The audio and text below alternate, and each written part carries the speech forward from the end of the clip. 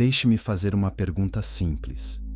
E se o Éden não for apenas um lugar do passado, mas um lugar que ainda existe, fora do alcance dos nossos olhos? Gênesis 3:24 nos diz que, depois da queda, Deus colocou querubins e uma espada flamejante para guardar o caminho da árvore da vida. Essa é uma frase curta, mas ela abre uma porta enorme. Most people assume que isso é só uma imagem poética, uma forma de dizer, acabou. Mas o texto fala de guarda, de caminho, de acesso. E acesso só faz sentido se algo continua lá. Nesta investigação, vamos seguir 3 promessas claras. Primeiro, vamos entender o que significa guardar o caminho e por que isso sugere um Éden protegido e não apagado.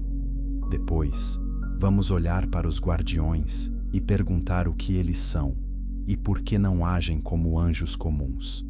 E por fim, vamos encarar a pergunta que dá medo: eles protegem algo puro ou prendem algo perigoso? E quando entendermos essa primeira camada, a história real começa. A ideia de um Éden velado aparece em tradições antigas que dizem que o jardim foi oculto, não destruído.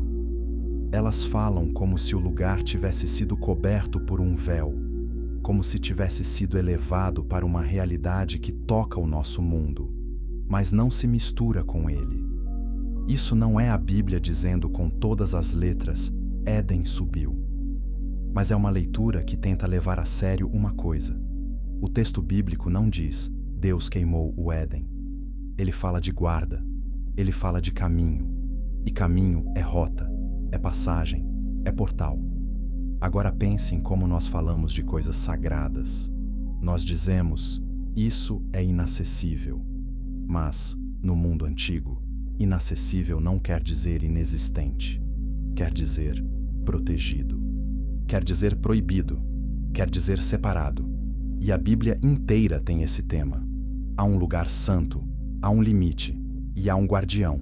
O jardim, o tabernáculo, o templo, o santo dos santos, o monte, o céu. E sempre existe uma barreira. Escritura revela um padrão. Quando algo é santo, ele é cercado. Não para ser escondido por capricho, mas para que o impuro não entre e morra. E aqui nasce nossa tensão. Se o Éden é um lugar onde a árvore da vida permanece, então a guarda não é uma decoração. Ela é uma linha de vida e morte. Então a pergunta muda. Não é, Éden existiu? A pergunta vira, por que impedir o acesso? Porque se alguém volta ao Éden e toca a árvore da vida, o que acontece? A própria história de Gênesis sugere a resposta. O homem, caído, viveria para sempre em um estado quebrado. E isso seria um desastre. Como se a vida eterna, sem cura, ou fosse uma prisão. E se essa leitura está certa, o Éden se torna um ponto de crise. Não é só um jardim bonito. É um lugar onde o céu toca a terra. É um lugar onde o futuro da humanidade é trancado atrás de uma porta que ninguém pode arrombar. E o que guarda essa porta não é apenas um muro. É uma presença, uma inteligência, um julgamento. Inscreva-se para mais revelações bíblicas em formato documental. Se essa pergunta já mexeu com você, deixe seu like e comente. Você acha que o Éden é símbolo ou lugar real ainda guardado? No fim deste capítulo, uma pista fica no ar. Gênesis fala de querubins, e muitos imaginam anjinhos. Mas quando a Bíblia descreve querubins, ela descreve algo que faz os profetas caírem no chão. E se os guardiões do Éden forem muito mais antigos e estranhos do que pensamos? Porque se for assim, a guarda não é só proteção, é advertência. E no próximo capítulo, a espada aparece. E ela não parece uma arma comum. Capítulo 2. A lâmina de fogo e julgamento. A Bíblia diz, uma espada flamejante que se revolvia por todos os lados. Essa frase, em Gênesis 3:24, é curta, mas carrega movimento. Ela não está parada. Ela gira, Ela não apenas assusta, ela impede. E a tradição, em alguns textos antigos, vai além e diz algo que parece impossível. A espada não é só fogo. Ela é como se tivesse vontade. Scholars debate o que é linguagem simbólica e o que é descrição real. Mas, mesmo que você leia como símbolo, o símbolo é forte. A espada não é segurada por um soldado. Ela age. Ela faz o caminho virar um lugar de julgamento contínuo. Como se, diante do Éden, não bastasse força. Seria preciso pureza. Aqui entra um detalhe importante. A Bíblia tem uma ideia clara. Deus julga não só ações, mas intenções. E se a espada for um sinal disso? Alguns textos descrevem uma lâmina que conhece o coração, que prova o motivo. E isso combina com o tom bíblico. Porque ninguém engana Deus com uma aparência. Most people assume que julgamento é só punição no fim. Mas, nas Escrituras, julgamento também é triagem. É separar. É revelar. É pôr luz. E uma espada de fogo, no caminho do Éden, seria a imagem perfeita disso. Você não chega lá com truques. Você não chega lá com poder. Você chega lá, se chegar, com transformação. Agora pense no detalhe, forjada antes da criação. Essa frase não está em Gênesis. Ela vem de tradições que tentam dizer: essa lâmina é mais do que metal. Ela seria uma expressão do próprio decreto de Deus. E aqui a narrativa fica documental, porque nós podemos dizer com calma: a Bíblia não afirma isso diretamente, mas textos antigos usaram essa linguagem para mostrar o peso do limite. Eles estavam dizendo: o Éden é tão sagrado que o guardião parece parte da própria ordem do mundo. Se essa ideia estiver perto da verdade, então a espada não protege Deus de nós. Ela nos protege de um contato mortal com o que é santo. Ela protege a árvore da vida de ser usada como mágica e protege o homem caído de selar sua queda para sempre. Então, vem outra pergunta. Se o caminho é guardado por algo que prova o coração, o que aconteceria com um ser corrupto que tentasse passar? Ele seria destruído? Ele seria expulso? Ou ele ficaria preso no limiar, como alguém que vê a vida, mas não pode tocá-la? Comente sua interpretação abaixo. A espada é literal, simbólica, ou as duas coisas ao mesmo tempo? E compartilhe com alguém que ama Gênesis, porque quase todo mundo lê essa parte rápido e segue, mas talvez ela seja uma das chaves mais escondidas de toda a história. E aqui vai o gancho. O texto também diz que Deus colocou querubins.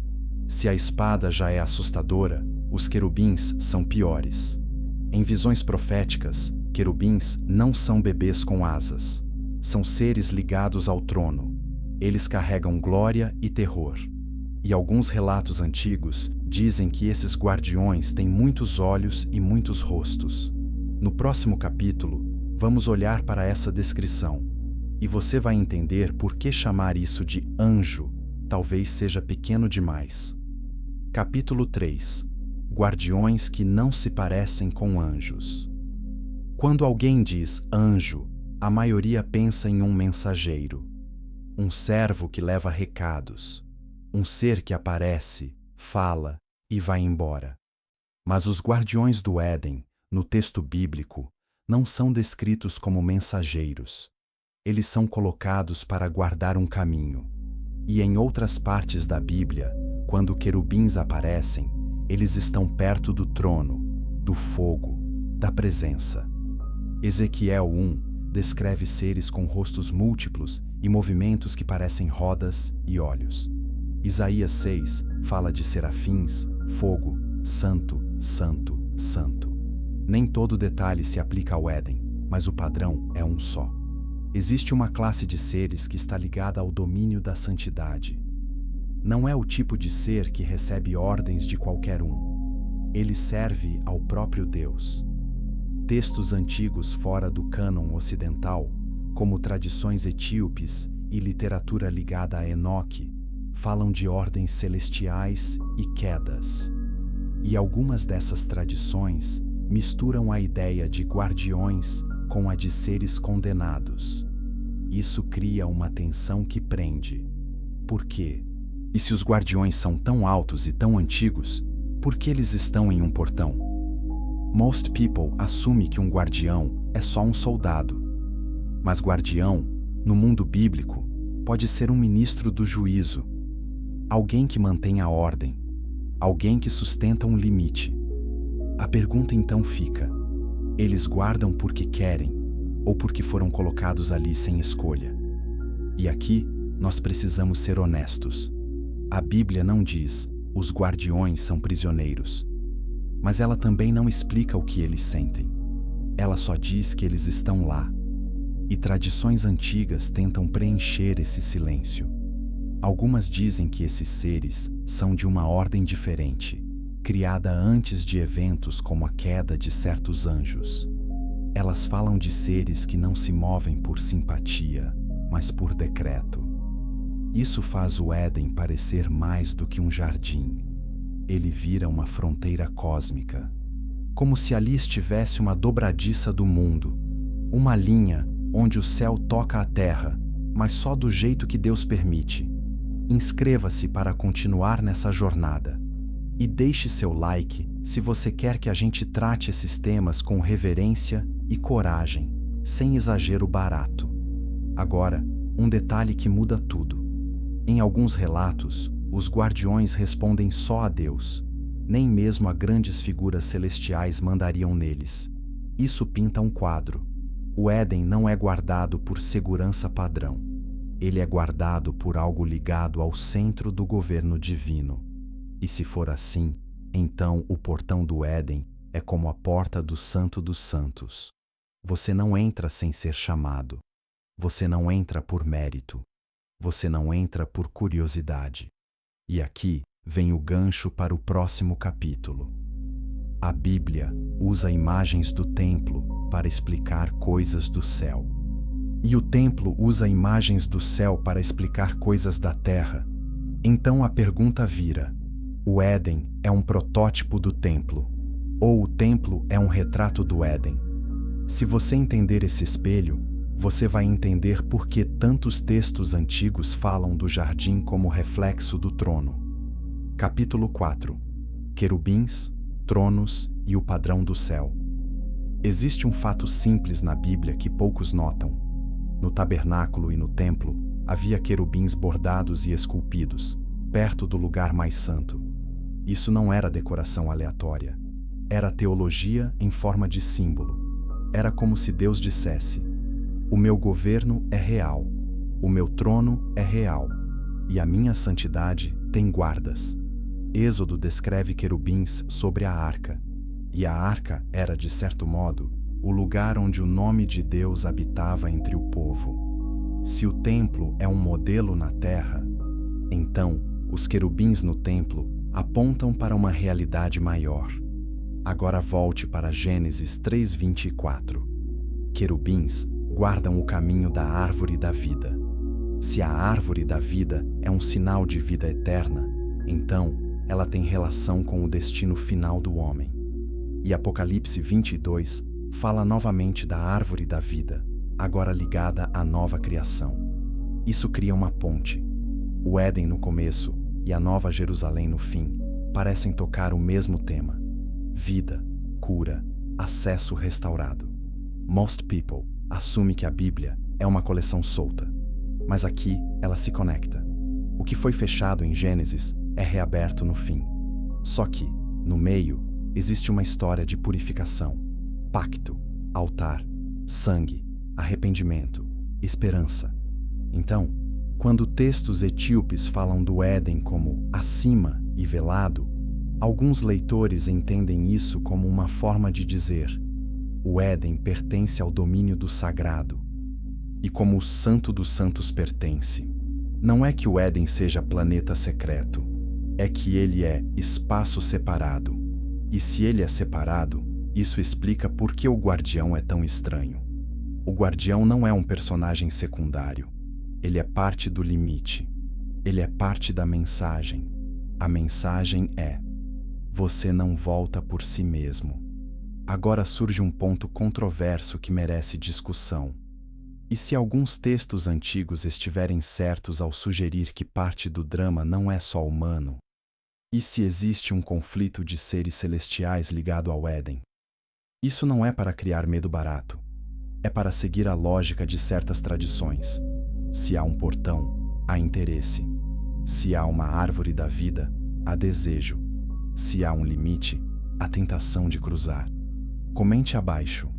Você acha que o Éden é mais templo ou mais lugar? E compartilhe este vídeo com alguém que ama estudar o Antigo Testamento. E agora o gancho. Algumas tradições conectam os guardiões do Éden com os Watchers, os vigilantes, seres que teriam cruzado limites e ensinado coisas proibidas. Essa ideia é debatida, mas ela é poderosa como narrativa, porque ela transforma a guarda em castigo e transforma o portão em cela. No próximo capítulo, vamos entrar nessa conexão e você vai ver por que ela atrai tantas pessoas e por que ela também exige cuidado. Capítulo 5. Os Watchers e a fronteira quebrada. Alguns textos antigos falam de vigilantes, seres que observam, descem e quebram uma fronteira. Essa história aparece em tradições ligadas a Enoque e a leituras de Gênesis 6. A Bíblia em si é breve ali. Ela fala de filhos de Deus e de um mundo cheio de violência. E o texto segue para o dilúvio. Scholars debatem quem são esses filhos de Deus. Há interpretações diferentes. Algumas dizem que são linhagens humanas, outras dizem que há seres celestiais envolvidos. E fora do cânon de muitas tradições, textos como o primeiro Enoque expandem a narrativa e falam de anjos caídos que ensinam artes proibidas e produzem caos. Agora, o concorrente sugere algo ousado. Os guardiões do Éden podem ser Watchers caídos, condenados a ficar diante do que perderam. Essa ideia não está em Gênesis, mas ela tenta responder uma pergunta. Por que seres tão altos estariam em um portão, como guardas eternos? A hipótese funciona como drama, porque castigo assim é profundo. Você guarda o caminho da vida, mas não pode entrar. Você vê a árvore, mas não toca. Você mantém a ordem, mas carrega vergonha. Isso cria um peso emocional que prende o ouvinte por horas. Most people assume que castigo é só dor física. Mas, na Bíblia, o castigo mais duro muitas vezes é distância, é separação, é ser lançado fora. Então, uma guarda eterna poderia ser lida como uma forma de separação. Mas nós precisamos manter o tom documental. Então vamos dizer com clareza: isso é interpretação, não dogma. E ainda assim, a interpretação levanta perguntas reais. Se existe uma história de seres que cruzaram limites, e se existe um portão que não pode ser cruzado, faz sentido que as tradições coloquem essas ideias perto uma da outra. E agora a pergunta que mexe com a mente: eles estão impedindo alguém de entrar ou impedindo algo de sair? Porque, se o Éden foi velado, se é um ponto de encontro do céu com a terra, então ele poderia ser também um lugar de contenção. Um lugar onde algo foi trancado. Inscreva-se para mais investigações bíblicas. Deixe seu like se você está gostando do cuidado com o texto e com a tradição. E comente. Para você, Gênesis 6 aponta mais para humano, mais para celestial ou para um mistério maior? E o gancho final. Se esses guardiões têm um papel de castigo, então o silêncio deles pode não ser obediência alegre, pode ser vergonha, pode ser espera, pode ser dor. E isso muda o tom da história, porque de repente, o portão do Éden não é só um portão, é um tribunal. No próximo capítulo, vamos explorar essa ideia. Guardas ou prisioneiros. Capítulo 6. Guardas ou prisioneiros. Há uma pergunta que parece simples, mas ela corta como lâmina. Se Deus coloca guardiões no Éden, isso é missão ou sentença? A Bíblia só diz que eles guardam. Não explica o que eles são por dentro.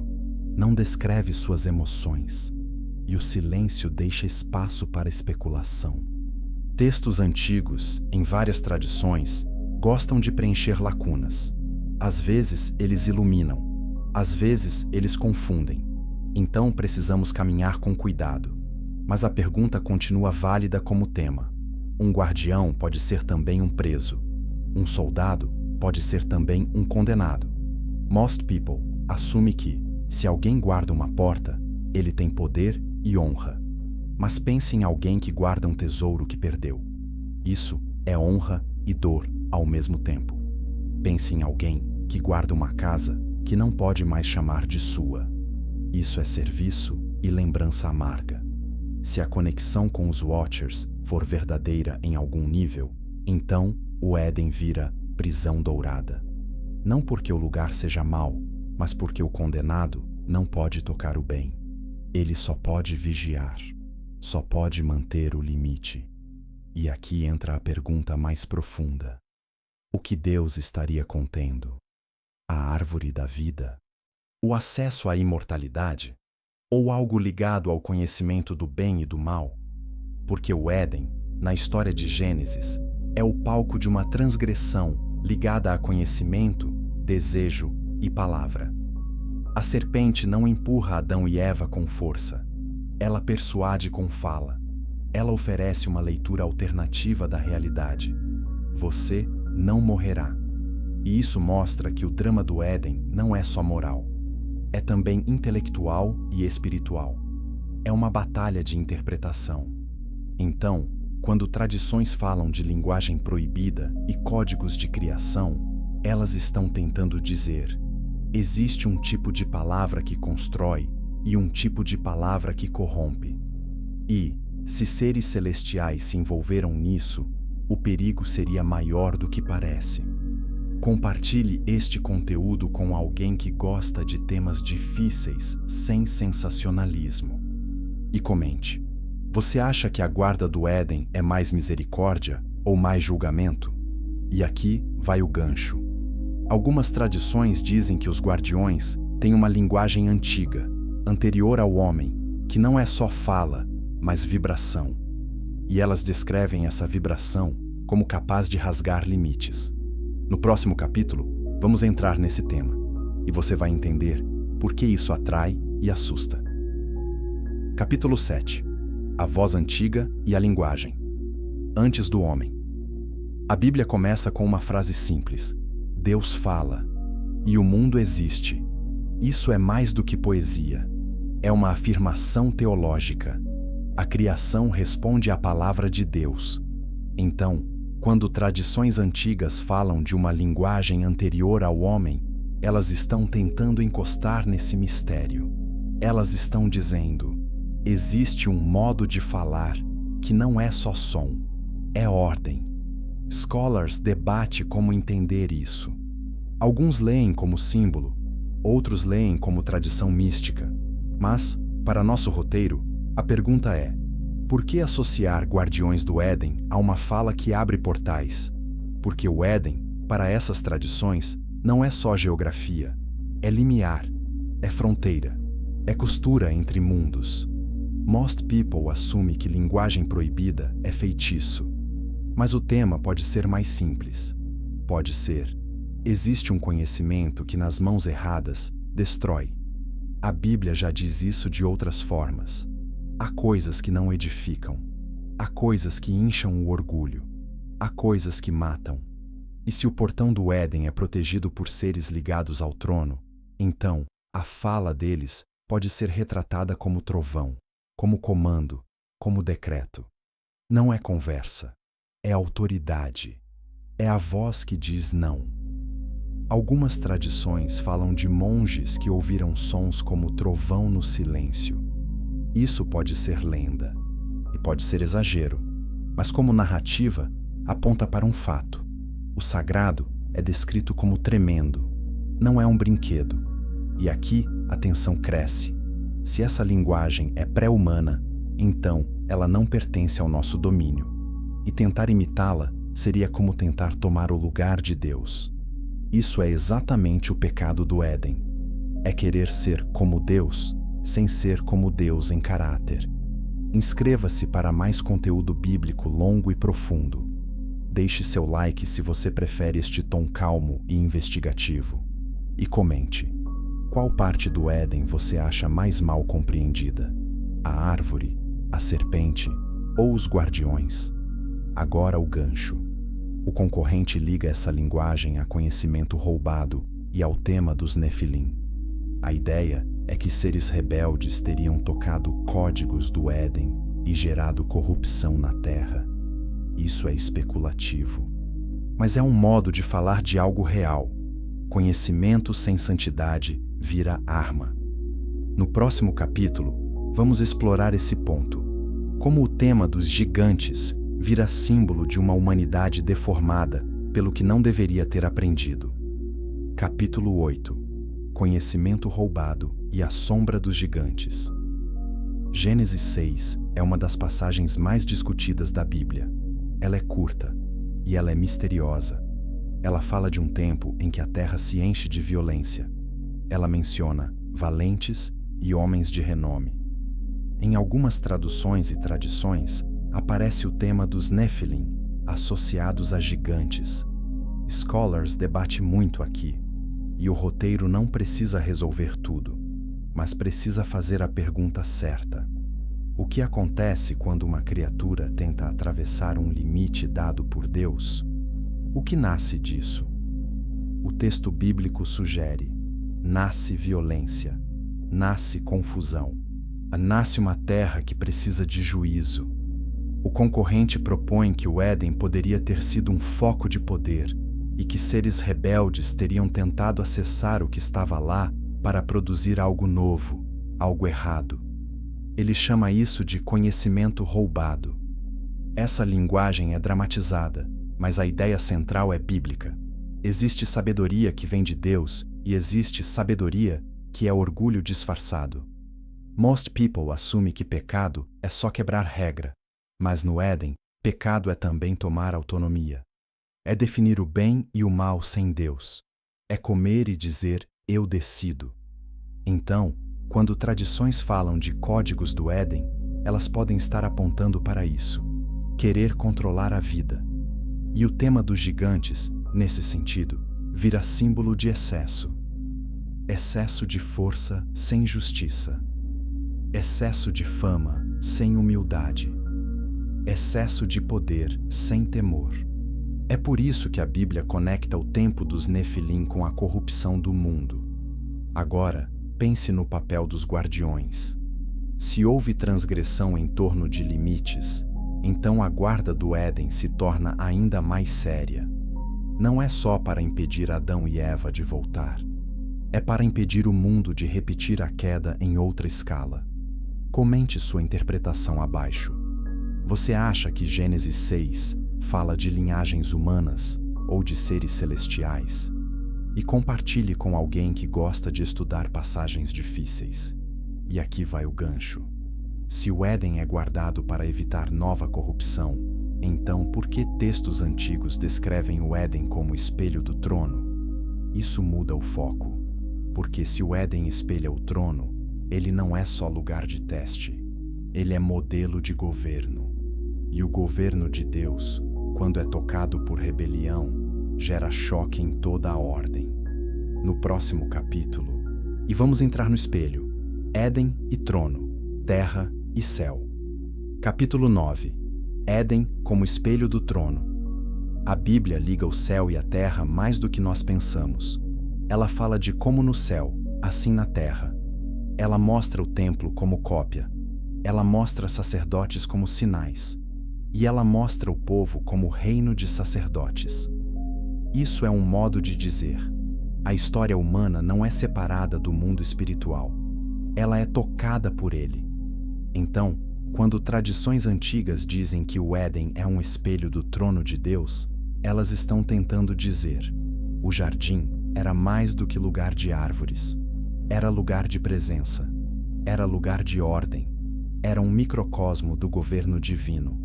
Most people assume que Adão foi colocado num parque, mas Gênesis 2 sugere linguagem de serviço e guarda.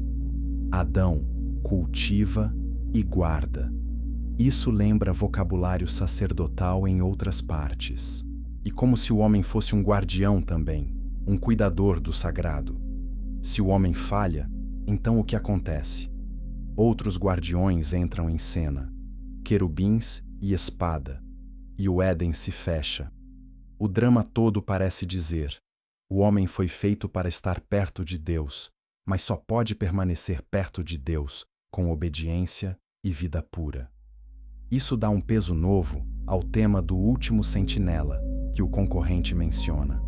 A ideia de um guardião central, silencioso, que seria uma espécie de reflexo do que o homem deveria ser. Isso é especulação, mas, como tema, é poderoso, porque a Bíblia realmente fala do novo homem. Ela fala de imagem restaurada. Ela fala de Cristo como o verdadeiro homem. Inscreva-se para mais roteiros longos.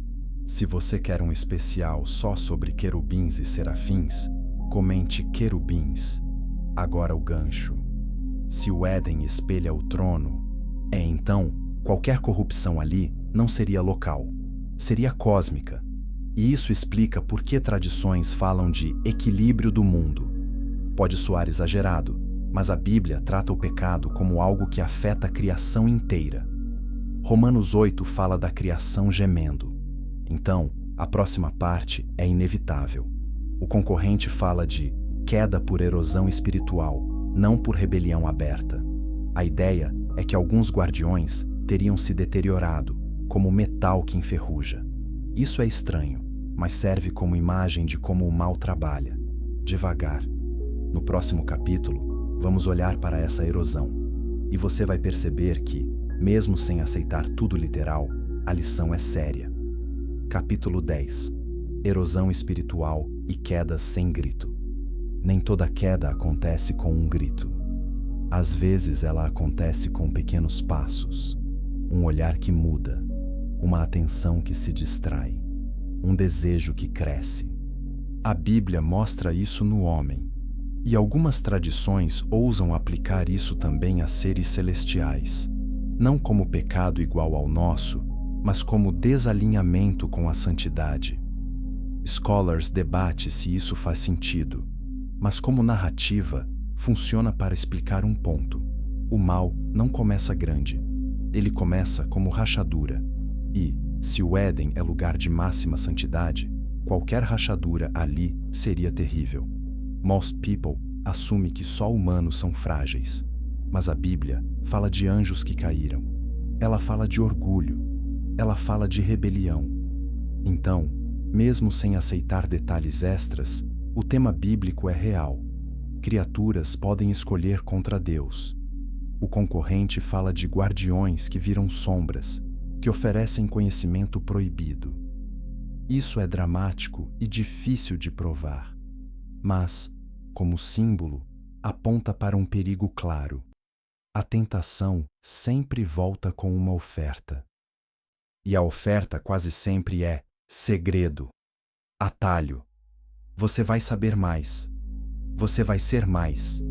E é por isso que o caminho do Éden é guardado, porque o homem, desde o começo, tenta entrar no sagrado sem mudança, e isso sempre termina em morte. Deixe seu like se você percebe como o tema do Éden é também o tema do coração humano. E comente, qual é a erosão mais comum hoje? Orgulho, pressa ou falta de temor? Agora o gancho final. Se a erosão existe, então o portão do Éden não é só uma porta, é um teste contínuo. E se ainda existe um sentinela central, como algumas tradições dizem, então esse sentinela não é só guarda. Ele é espelho, ele é pergunta viva.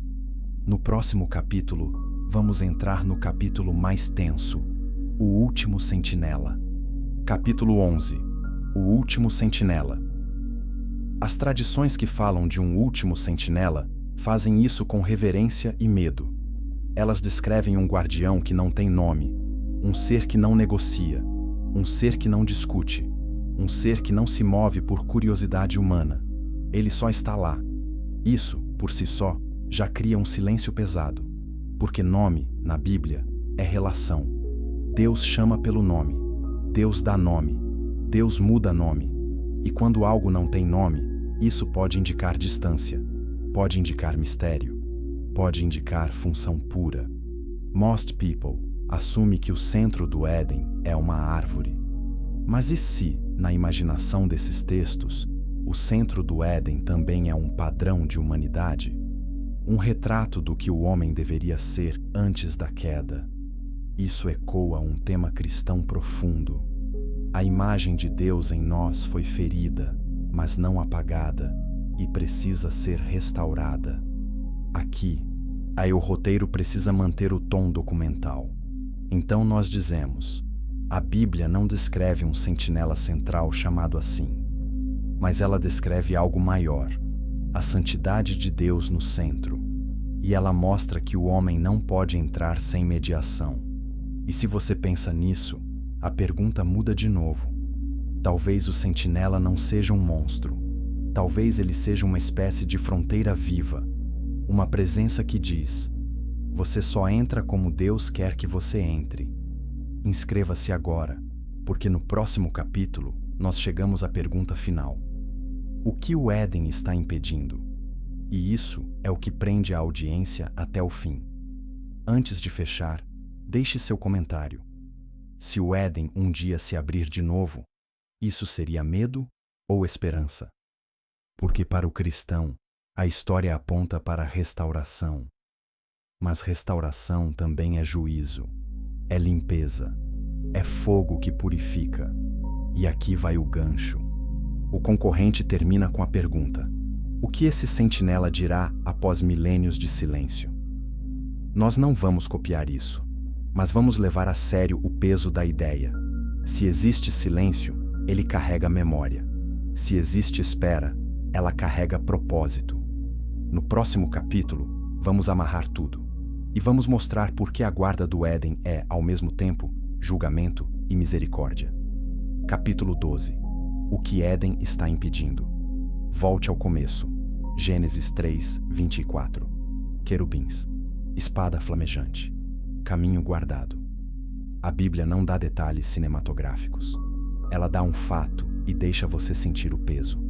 O caminho para a árvore da vida foi fechado. Most people assume que isso é só castigo. Mas, se você olhar com cuidado, há misericórdia também. Porque viver para sempre em queda seria horror. Então, a guarda impede uma eternidade quebrada. Ela impede o homem de selar seu estado de corrupção para sempre. Agora, e se também existir outra camada? E se a guarda impede não só entrada, mas saída? Se o Éden é um lugar onde o céu toca a terra, e se o pecado tentou corromper esse ponto, então Deus poderia ter isolado o lugar como quem isola uma ferida para impedir infecção. Isso explica por que textos antigos gostam de dizer velado. Eles estão dizendo separado. E a Bíblia trabalha com separação o tempo todo.